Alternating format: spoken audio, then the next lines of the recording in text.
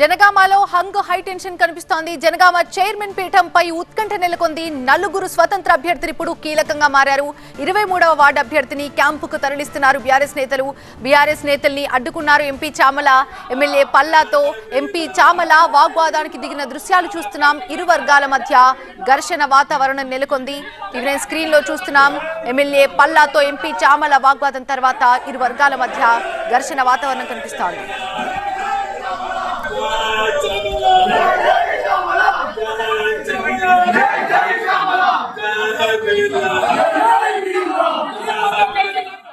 పూర్తి అప్డేట్స్ అందించడానికి మా ప్రతినిధి పెద్దీష్ లైవ్ లో సిద్ధంగా ఉన్నారు. పెద్దీష్, ఏంటి పరిస్థితి? జనగామలో ఏం జరుగుతోంది? చైర్మన్ పీఠంపై ఉత్కంఠ నెలకొన్న నేపథ్యంలో ఈ నలుగురు స్వతంత్రులు ఇప్పుడు కూడా కీలకంగా మారబోతున్నారు. నెక్స్ట్ ఏం జరగబోతోంది?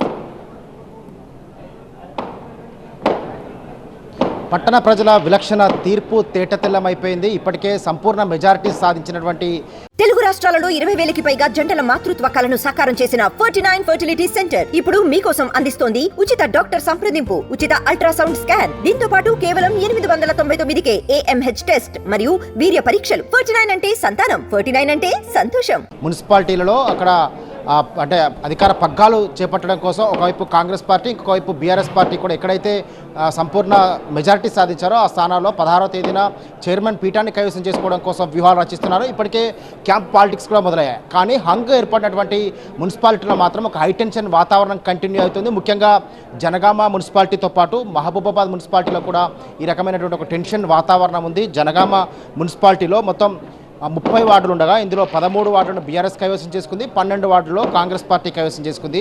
అదేవిధంగా CPM 1 కైవసం చేసుకోగా స్వతంత్రులు 4 స్థానాల్లో గెలుపొందారు. కానీ ఇక్కడ డిసైడింగ్ ఫ్యాక్టర్స్గా ఈ స్వతంత్ర అభ్యర్థులే మారారు. వీరంతా చైర్మన్ పీఠాన్ని డిమాండ్ చేస్తున్నారు. ఈ క్రమంలోనే 23వ వార్డుకు చెందినటువంటి భూషా పర్వతాలు అనేటువంటి స్వతంత్ర అభ్యర్థిని జనగామ ఎమ్మెల్యే పల్లా రాజేశ్వరరెడ్డి తన వాహనంలో ఎక్కించుకొని హైదరాబాద్కు తీసుకెళ్తున్న క్రమంలోనే మార్గ మధ్యలో ఆలేరు భువనగిరి మధ్య కాంగ్రెస్ పార్టీకి సంబంధించినటువంటి శ్రేణులు సామల కిరణ్ కుమార్ రెడ్డి నేతృత్వంలో ఎంపీ అనుచరులు అంతా కూడా ఆయన అడ్డుకున్నారు. ఈ క్రమంలో కొంత ఉద్రిక్త వాతావరణం చోటు చేసుకుంది. వెంటనే తన వెంట తీసుకెళ్తున్నటువంటి కిడ్నాప్ చేసి తీసుకెళ్తున్నారని చెప్పి కాంగ్రెస్ పార్టీ నేతలు ఆరోపిస్తున్నారు. కాబట్టి ఆయన విడిచిపెట్టాలని చెప్పి అక్కడ పెద్ద ఘర్షణ వాతావరణం చోటు చేసుకుంది. ఈ క్రమంలో పోలీసులు కూడా ఇక్కడికి చేరుకొని కొంత ఆందోళన సద్దుమణిగేలా చేశారు. కానీ మిగిలిన 3 స్వతంత్ర అభ్యర్థుల విషయంలో కూడా ఒక టెన్షన్ వాతావరణం కంటిన్యూ అవుతుంది.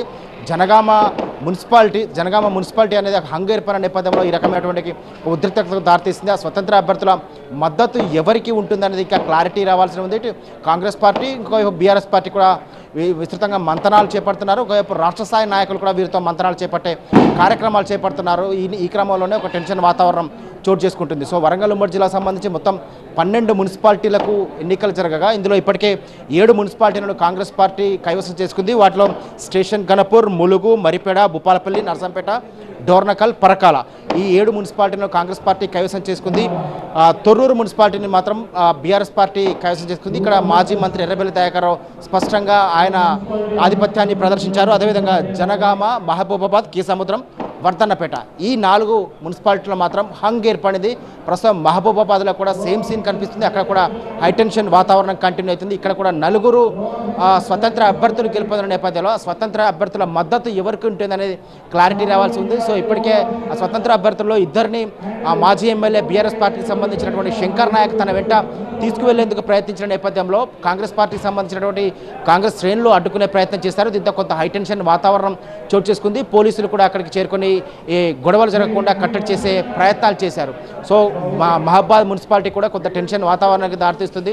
సో 16వ తేదీన ఇక్కడ ఎవరు మహబూబాద్ పీఠాన్ని కైవసం చేసుకుంటారనేది మాత్రం ఒక టెన్షన్ వాతావరణం కొనసాగుతుంది. ఇకపోతే వర్ధన్నపేటలో కూడా మొత్తం 12 వార్డులు ఉండగా ఇందులో బీఆర్ఎస్ పార్టీ 6 వార్డులను, కాంగ్రెస్ పార్టీ 5, అదేవిధంగా ఇతరులు ఒక స్థానాన్ని గెలుపొందారు. సో ఇక్కడ కూడా హంగ్ ఏర్పడిన నేపథ్యంలో ఎక్స్ అఫిషియల్ మద్దతుతో ఇక్కడ కాంగ్రెస్ పార్టీ వర్ధన్నపేట మున్సిపాలిటీని కూడా కైవసం చేసుకునే అవకాశం ఉంది. ఈ నేపథ్యంలోనే హంగ్ ఏర్పడినటువంటి మున్సిపాలిటీలో మాత్రం ఈ రకమైనటువంటి టెన్షన్ వాతావరణం కంటిన్యూ అవుతుంది. అక్కడ అల్లర్లు జరగకుండా పోలీసులు కూడా పెద్ద ఎత్తున మోహరించినారు. గెలిచిన స్థానాల్లో ఇప్పటికే కాంగ్రెస్ పార్టీ శ్రేణులు సంబరాలు జరుపుకున్నారు. ఇంకోవైపు టీఆర్ఎస్ పార్టీ గెలిచినటువంటి ప్రాంతాల్లో బీఆర్ఎస్ పార్టీ శ్రేణులు కూడా పెద్ద ఎత్తున సంబరాలు చేసుకుంటున్నారు. కానీ ఇటువంటి హంగ్ ఏర్పడిన ప్రాంతాల్లో మాత్రం ఒక టెన్షన్ వాతావరణం కొనసాగుతుంది.